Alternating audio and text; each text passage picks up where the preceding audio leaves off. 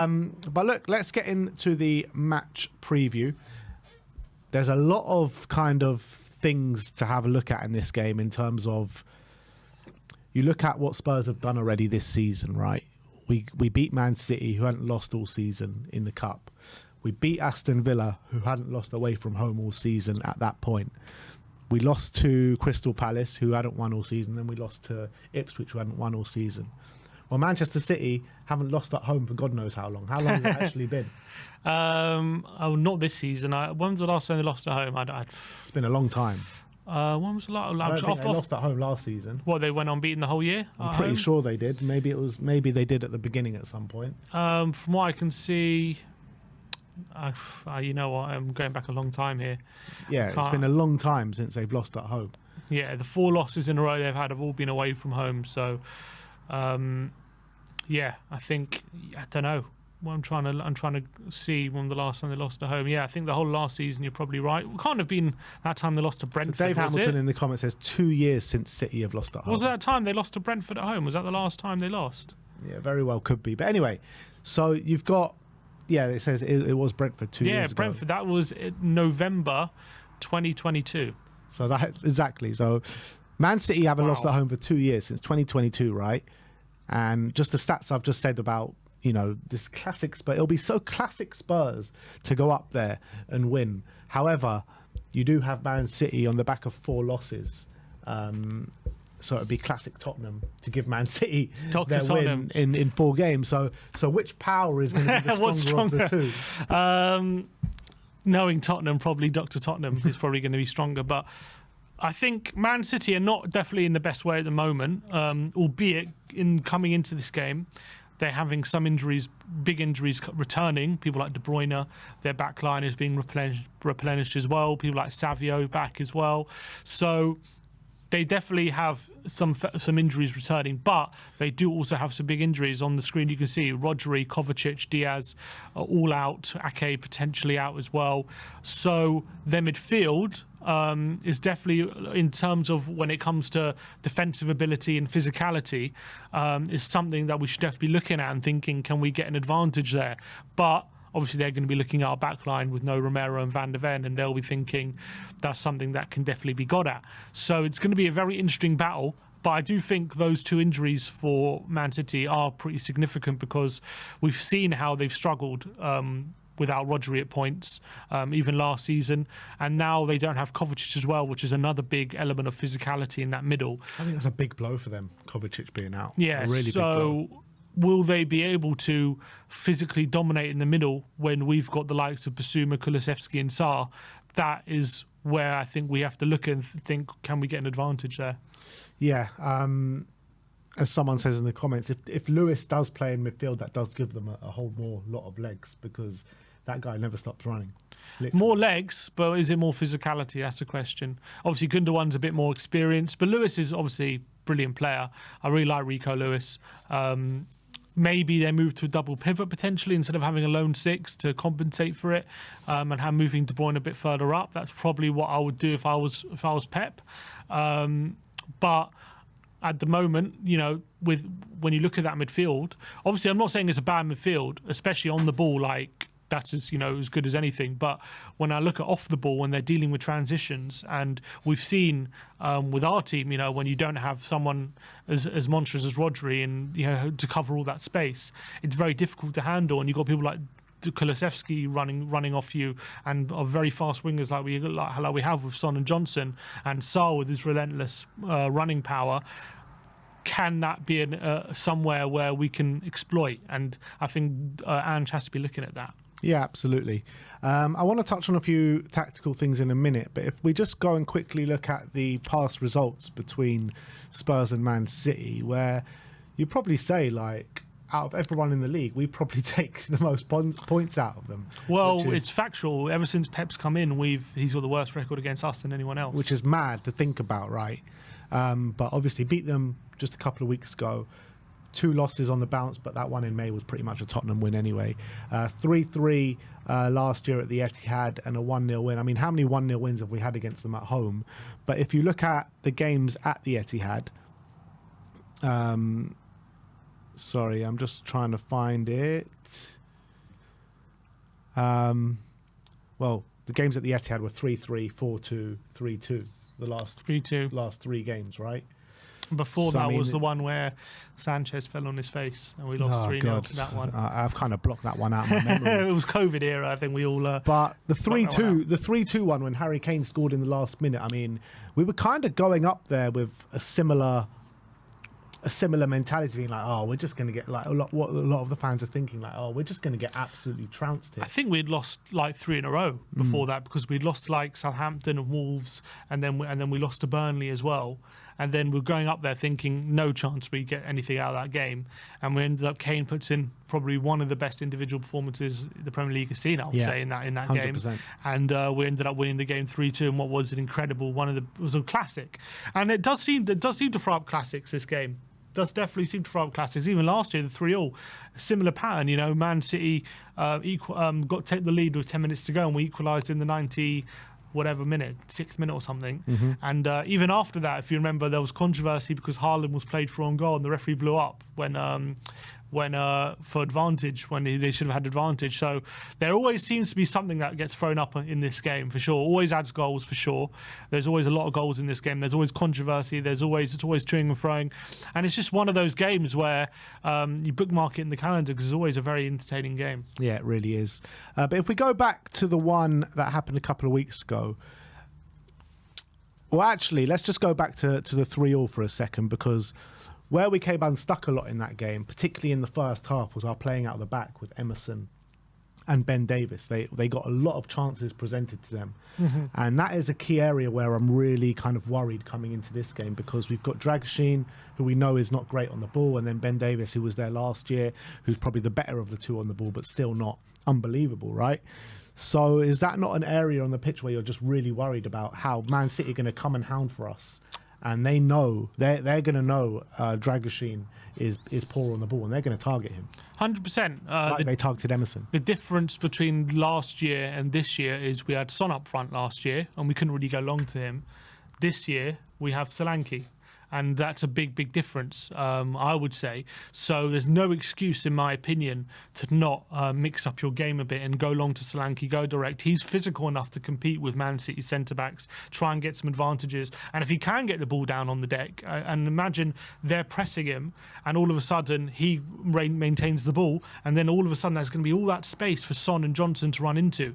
And they do leave a lot of space in the wide areas, Man City. So I think last year that was a big element where we struggled, but I think this season there is no excuse to at least trying to go to Dom Solanke. I'm not saying do it every time, because obviously we play our game, and hopefully I would like to think there'll be some occasions we can play out away from Man City, but it's going to be difficult, and I don't want to see a performance like Galatasaray or anything where we just continue trying to play out the back to no avail and we're not mixing up. We need to go long to Solanke, and we did it against Man City in the Cup on a few occasions and it worked amazingly, and so we have to do it again in this game. 100%. This is the average positions in that game for the 3-3. You see Spurs a lot deeper than what we usually are. However, if you go into this game, the 2-1 game from the Cup this season, it's even deeper. Look how close Romero and Dragoshin are to Vicario. Was that by design? Was that because Man City pushed us back? Do you feel like Ange does something similar in this game? I think he has to. I think he's got no choice. And Man City, because we were sitting that bit higher at the Etihad than we were at the Tottenham last week. Yeah, I think in a perfect world, obviously, Ange would like to think that we could become a team that could go to Etihad and dominate the ball and be better than them. But at the end of the day, we're not there yet. We have to, if we're going to get a result here, we're going to have to do things a bit differently. And he said that after the game. He said when you're coming up against such a formidable opponent like Man City, you can't just rely on playing your game. You have to mix things up and you have to be a bit more resolute. And we definitely were that. When we played them in the Carabao Cup, obviously we had a lot of difficulties. We had Gray at right back on that game. Van der Ven went off the 10 minutes. We had Dragoshin and Davis for the majority of the second half as well. So we had a lot of different difficulties going to that game. But obviously Man City as well were not at their strongest. They had a couple of young players playing in midfield. They didn't have Haaland playing, albeit when you look at their back line, it was still pretty strong. But of course, in this game, we're going to have to be a bit more transitional.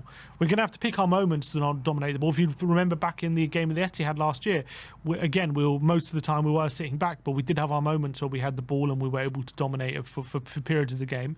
And we got to make sure we have those moments as well in this one. But I think by and large, it's going to be about being resolute.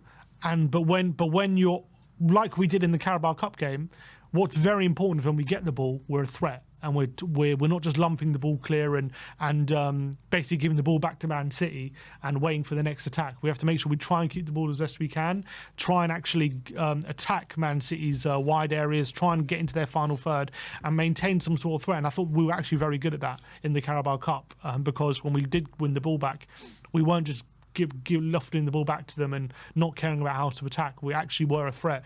We were finding Brennan, we were finding Werner, we were hurting them. And that's what we've got to do in this one.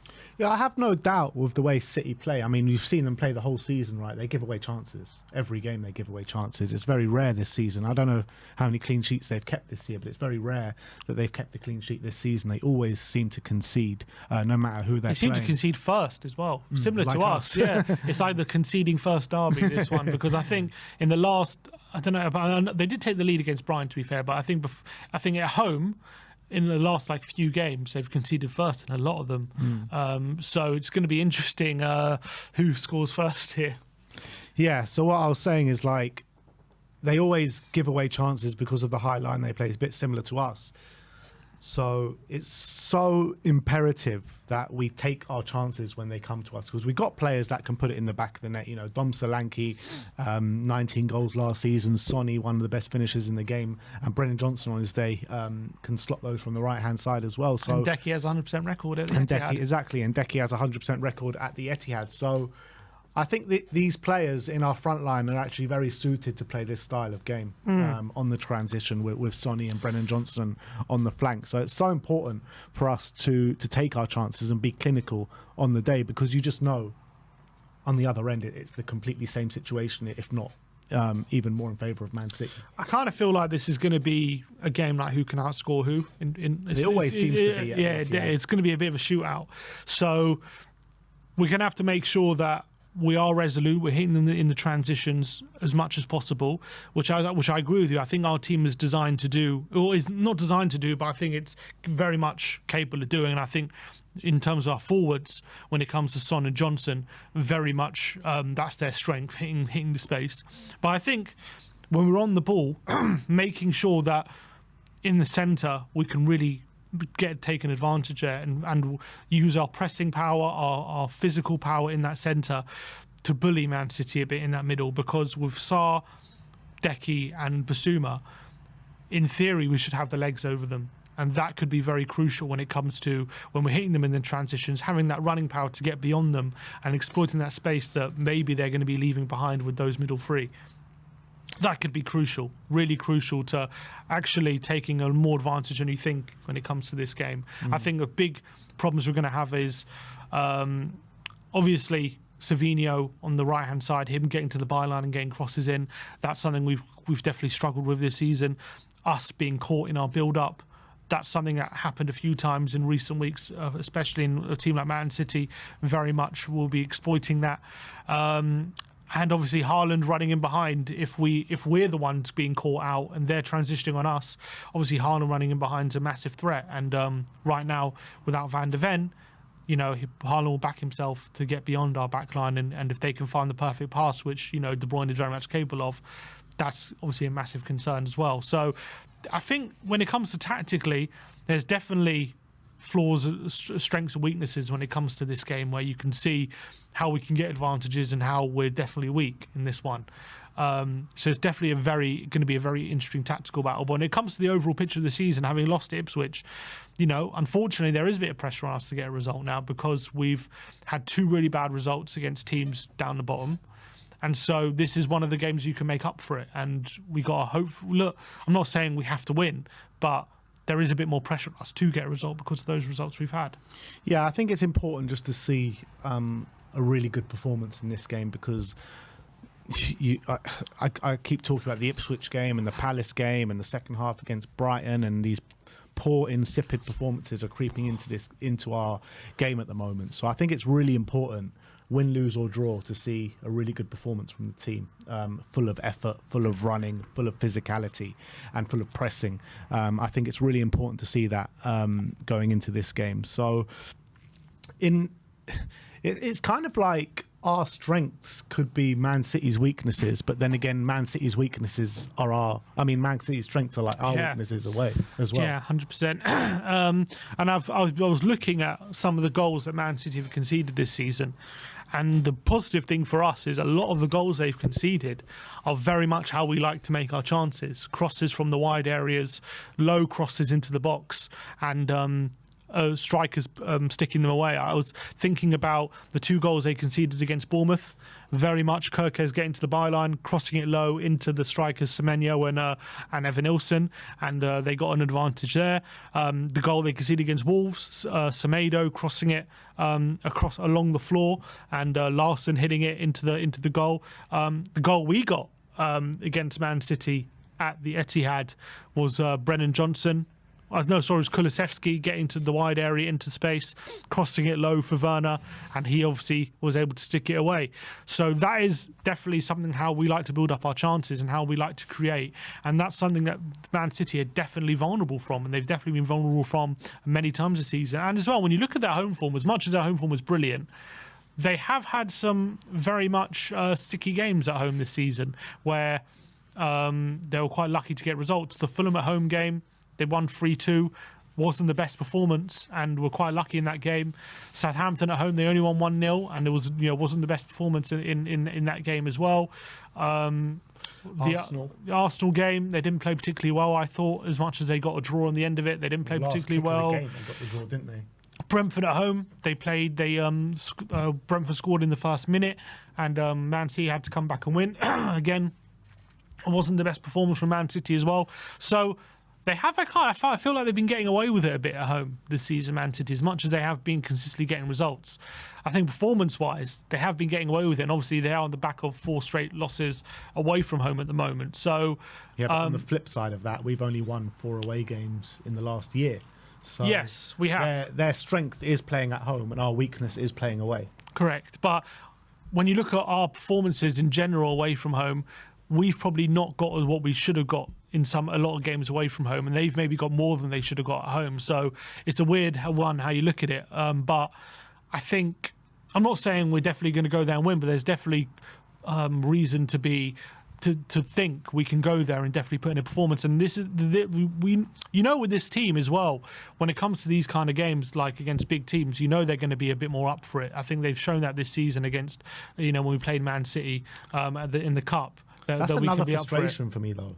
That is a massive frustration with this team. Like, why do they seem to get... I know, obviously, all players want to play in these big games, right, and get themselves up for these big games, but they should be up for every game, man. Mm-hmm. Like, why are they not getting themselves up for every game? That comment from Kulusevski after the Man City game did annoy me a little bit. It's just like, he's saying, like, oh, everyone knows what this fixture means to me. Like, you should be getting up for every game like you get up for the Man City game. It's really frustrating because if you put in those performances on a weekly basis, we'll be fighting for the top 4 a lot easier than we're doing it now. We won't be sitting in 10th, that's for sure.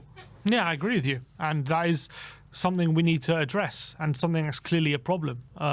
Complacency or not taking certain games as treating them as they are as big as other games. I think that's clear when we've played Palace and we've played Ipswich, and when we're 2-0 up against Brighton and we just let our standards completely drop in those games and we end up dropping points. And there's no excuse for that, and that's something this team needs to address. It's interesting, I was listening to Ange, I was reading Ange talking about the leadership of the team again, and about the leaders in the team, and he said the leadership in the group is continuously getting challenged by the drop-off in performance, and they're the first ones to look at what they can do to change that. So, look, the only thing we can hope for is that they are trying to address it internally. They're trying to understand why that keeps happening, and they can put it right. But at the moment, it's something that continues to plague us. So obviously this isn't what we're talking about for this weekend, but for sure, as the season goes on, that's something that has to be addressed. Otherwise, we're not going to go anywhere. Well, you look at the leadership group, just the leadership group, for example, Son, I'm not going to put anything down to him because he's been in and out of the team through injury, but I think he's more or less kept up his standards. Maddison, as much as he's not having a shocking season in terms of performance, he's been taken out the team, right? And I don't think he's playing probably close to what he could be playing at in terms of how good we saw him in the first 10 games of last season. His ability is a lot more than what he's showing, in my opinion, this season. And Romero as well, like his ability is a lot more than what he's showing this season as well. Like how many goals have we accounted to Cuti Romero this season? So you're looking at the leadership group in terms of performance level at the moment, and it's not good enough, is it? No, it's not. So they need to have a long, hard look at themselves and really find some consistency in their play. Did you see Decky in midweek? His speech. Yeah, I love that. I love that. I'm hungry. Let's eat. Let's eat. And how he ate, he was stuffed by the end of that game. So that was what I watched. I was like, God, I wish he could be giving some team talks in our dressing room when I watched that. Yeah. That was like, wow. I got fired up watching that. How many times have I said it this season? Decky should be in the leadership group. He really should be. He's got that mentality about him. He's got the dog in him, and he's also captain material, in my opinion. Yeah, but just because he's not in the leadership group doesn't mean he can't take a leadership role, if you know what I mean. I get that, but he should also be kind of That's what Ange commended. said as well. It's true. It's very true, but I think he should be one of the ones that puts on that captain's armband. I think he deserves it more than a Maddison. For sure. I still don't understand why Maddison came in straight away and he was part of the leadership group. He needs to earn the right, and I think Decky has earned that right, but I don't think Maddison has yet. Yeah, and it was maybe it was a kind of a gamble from Ange to do that because he knew Maddison was coming in as. Well, when you look at the squad now, he is one of the more experienced players, and he was coming into a different phase of his career where he was looking to take more of a leadership role, and obviously he was brought in as a player who was going to be one of our main players. So I think Ange gambled on the fact that if he makes him one of the vice captains, he can really embrace that role, and I think he's taken it on, but unfortunately, obviously, he's been inconsistent, and now he's out of the team. So I don't think that gamble at the moment you can say is paid off. And I think maybe if you asked him now if he would have done the same thing, maybe he would give a different answer. But I can understand why he did it at the time. But maybe he might have got that one wrong. Yeah, I think so. I just don't like. I don't think it sends out a good look. Like you signed and then straight away you're, of a very high stature. I think he should be of a high stature in terms of what he's done in the game, but everything he's done was for Leicester. He needs to earn the right at Tottenham before he gets part of that, that leadership team. I was thinking about this before. I do wonder if these injuries to our wide players might actually, in a weird way, give him a route back into the team if we have to play Decky out wide some games, because as much as we want Decky in the centre, the reality is we can't keep playing Johnson every game. Maddison play out wide? No, I'm thinking you put Decky on the right and then Maddison come back in. But I'm saying, can Maddison play out wide? Maybe. Because he's got quality in his crossing. He knows how to beat a man. But I think Maddison's the kind of... Yeah, maybe. I mean, maybe. He has done it in the past. We kind of but slated Southgate for doing that, for putting Maddison out on the left wing. But can he play on the right wing? That's what we need. Can he go on the outside of players? I don't know, maybe he can fill in there, but I think Decky's more suited to that role than Maddison. And I'm not saying Decky's going to have to play there a lot, but I'm just saying, in certain games where Johnson's, definitely feeling it and whatever, and he can't play every game, and we might have to play Decky out wide there just to fill in on occasion, and maybe that could give Maddison a bit of a route back into the team. You know what, though? I think I would prefer to put Maddison out on the wing than Decky. I know Decky's played there more regularly recently, specifically for Tottenham, but I just want to you need to keep Decky in the centre. He's like our best performing player at the moment this season.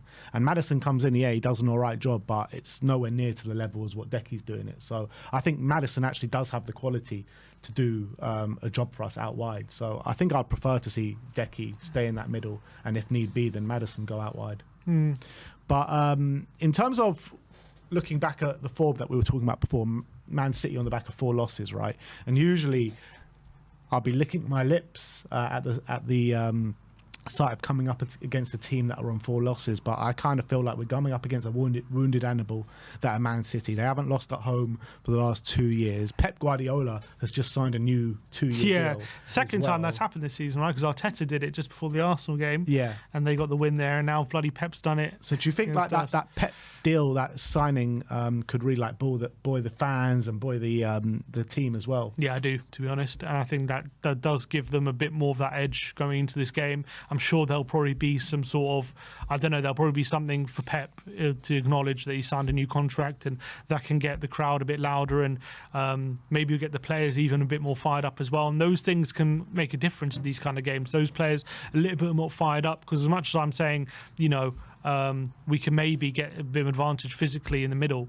If they're all fired up and they're, you know, pumped up on Pep signing a new deal, and they've got that exuberance, that can kind of compensate a bit for it, not totally, but a bit. And those little advantages can make a big difference. So I think Pep signing a new deal just before playing us isn't good for us, to be honest. Not to say that means they're definitely going to win, but I think that gives them a bit more pep in their step, as they say. But it is 2 teams off the back of, you know, in different form going at each other, and both teams are going to want to prove the doubters wrong. Spurs probably have more doubters at this moment in time, even though we've won more recently than Man City.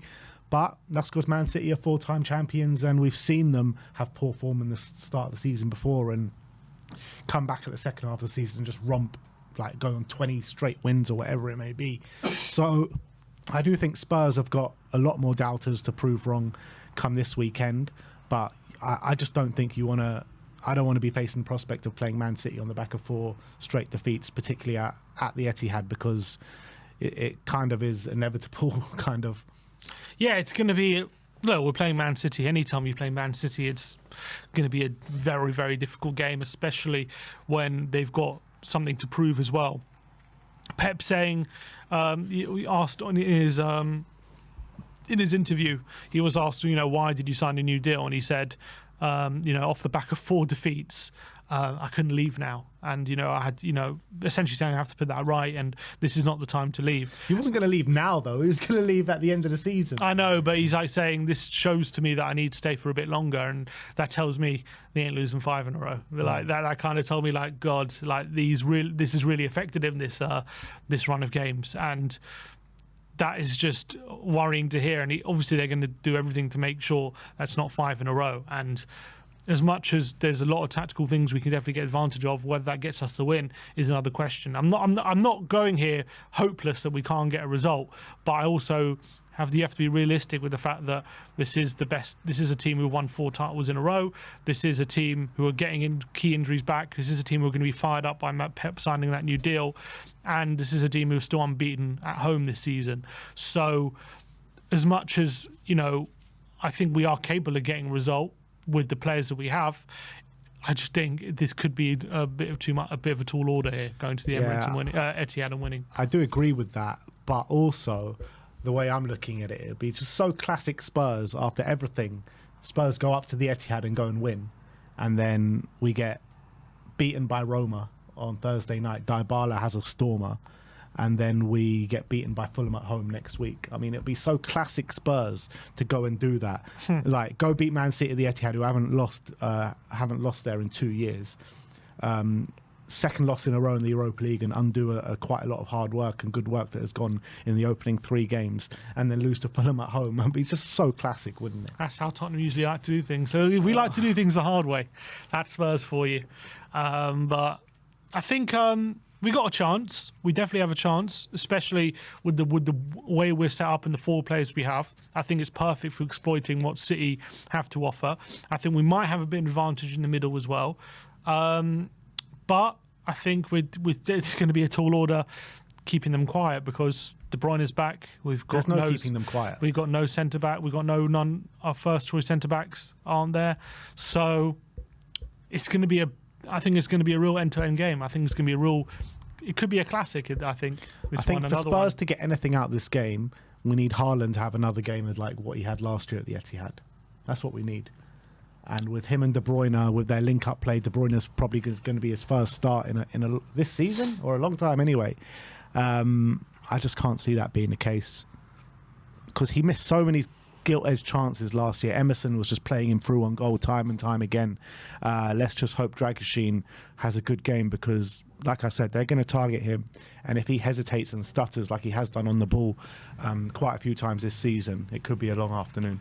Yeah, we just got. Well, hopefully, we're not going to be as gifting as we were last time at the Etihad. And also, last time at the Etihad, we had a lot of other players on the pitch, which maybe meant we couldn't be as good on the ball as hopefully we can be on this occasion.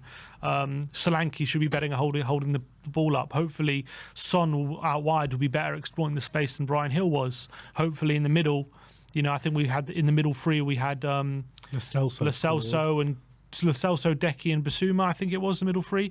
And then we brought on Højbjerg at half time and it really helped us contain Man City a bit more. So hopefully starting with, Deki, Sarr and Basuma, that could give us a bit more advantage there as well. So I think there are reasons to believe it could be a bit different to the Etihad as it was last year. But, after losing to Ipswich, we need a response in this game. But Man City, at the end of the day, if they play at their best, as much whatever we can do, as little we can do if they're at their best, because they're the best team in the league. Yeah. So we just got to hope they have a bit of an off day, I guess. Yeah, absolutely. That is our match preview going into the game at the Etihad. What is your score prediction? I said 3-2 to Man City. I think it's going to be a real topsy-turvy game.